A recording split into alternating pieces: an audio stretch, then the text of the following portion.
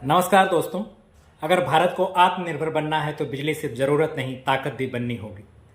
भारत का power sector देश की इकोनॉमिक ग्रोथ का असली इंजन है, चाहे बात हो इंडस्ट्री की, रूरल इलेक्ट्रिफिकेशन की या फिर इंफ्रास्ट्रक्चर की। भारत आज दुनिया का तीसरा सबसे बड़ा बिजली उत्पादक और उपभोक्ता भी है और जनवरी 2025 तक इसकी इंस्टॉल्ड कैपेसिटी करीब 460 गैलन वाट के पार कर चुकी होगी।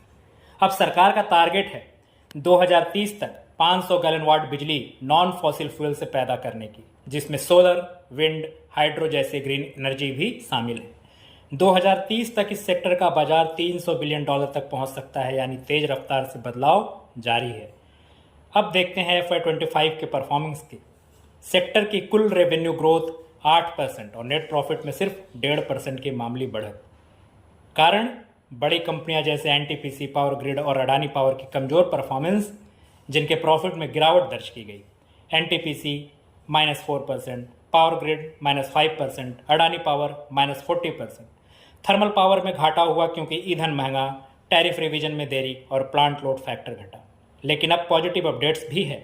अडानी ग्रीन और एनटीपीसी ग्रीन ने डबल डिजिट ग्रोथ दिखाई।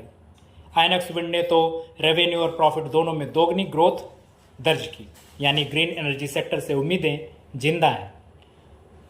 करीब 9.25 लाख करोड़ का रोड मैप तैयार है पावर इंफ्रास्ट्रक्चर सुधारने के लिए। स्मार्ट मीटरिंग, स्मार्ट ग्रिड्स जैसे प्रोजेक्ट्स सेक्टर को बना रहे हैं फ्यूचर रेडी।